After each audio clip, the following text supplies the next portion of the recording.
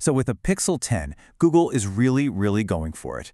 They're not trying to build the fastest phone out there, the one with all the crazy numbers on a spec sheet. Nope, they're trying to build the smartest phone in the room. But here's the big question. Is being smart enough? The whole Pixel story has always been this trade-off, right? You give up a little bit of raw power for some really clever software. So let's dive in and figure out if the Pixel 10's magic is a real game changer, or maybe just a bit of smoke and mirrors to hide some pretty big hardware weaknesses. All right, first up, let's talk about that magic. Google's whole goal here is to make your phone feel proactive, not just reactive. And honestly, they've cooked up some seriously clever ways to do it. Okay, so take a feature like Magic Cues. Picture this. You're texting a friend and they ask, hey, what time does your flight get in? Now, normally, you'd have to leave the conversation, open your email, find the flight confirmation, copy the time. It's a whole process. With this, the phone just sees the question and, poof, your flight details pop up, ready to send with one tap. It's a small thing, but it saves so much hassle. And that right there is Google's secret weapon. It's the kind of thing only they can do because, let's face it, they have your emails, your calendar, your everything. They can connect all those dots to be genuinely, actually helpful in the moment. Now let's jump over to the camera, because the smarts just keep building. For anyone who isn't a pro photographer, which is most of us, there's Camera Coach. The AI actually looks at what you're trying to shoot, suggests different ideas, it'll even generate poses that haven't even happened yet. And then it literally guides you, telling you where to move and how to frame the shot. It's like having a little photography tutor in your pocket. And the magic doesn't stop once you've taken the picture. The editing is where it gets really wild. You don't have to fiddle with sliders and complicated tools anymore. With conversational editing, you can just talk to your phone. And what's so crazy is that this actually works. It's not a gimmick. You could take a great photo of your family, but then you see there's a plastic bag on the ground. You can literally just say, delete the plastic bag, and the phone just does it. It finds the bag and zaps it away. I mean, it feels like we're living in the future. Okay, so all of that sounds incredible, right? But, and there's always a but with the Pixel, for all that amazing magic, there is another side to this story.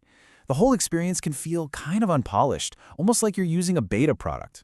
And this is where the shine starts to wear off. A lot of these amazing, groundbreaking features, well, they just don't quite stick the landing in the real world.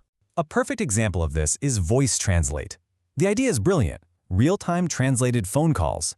But when it was put to the test, it was apparently pretty terrible, just completely butchering 4 out of 5 conversations with constant misunderstandings.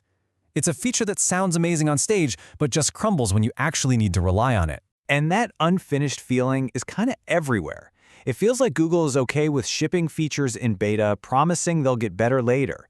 The camera app can still get choppy when you zoom. Portrait mode, which used to be a Pixel superpower, is now being called C-tier with edge detection so bad it'll chop off people's ears.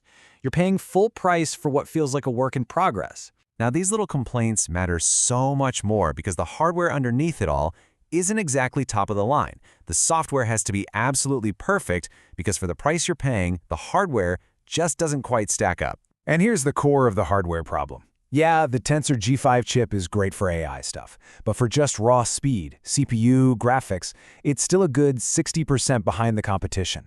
So you're basically getting mid-range performance in a phone that costs as much as a flagship.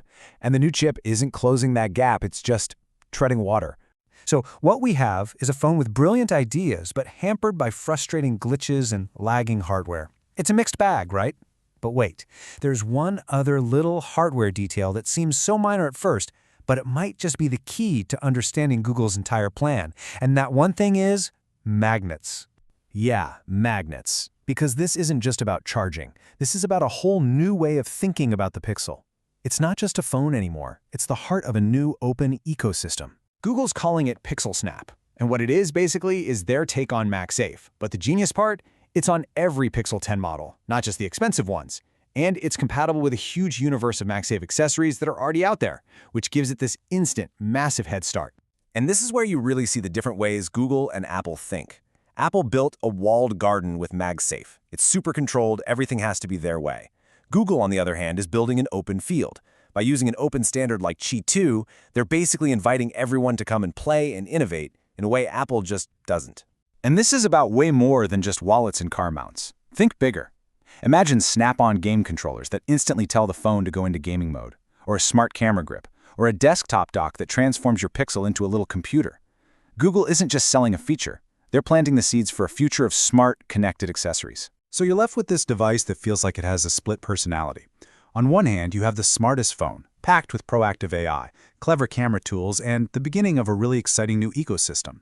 And on the other hand, you have an unfinished product held back by a slow chip and buggy beta features. So when you boil it all down, what is the Pixel 10's real identity? Is it a flawed flagship, or is it a little glimpse into the future of phones? Ultimately, this whole phone is one big bet. Google is betting that a few years from now, we're not going to care about benchmark scores. What we're going to care about is having a phone that's a true assistant that helps us get through our day. They're choosing intelligence over pure, raw horsepower. And so that really leaves the final question for you to answer. When you reach for your phone, what do you really want? A super powerful, perfectly polished tool that does exactly what you tell it, no questions asked?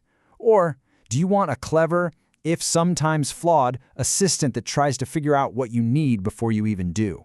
The answer to that question will tell you everything you need to know about the Pixel 10.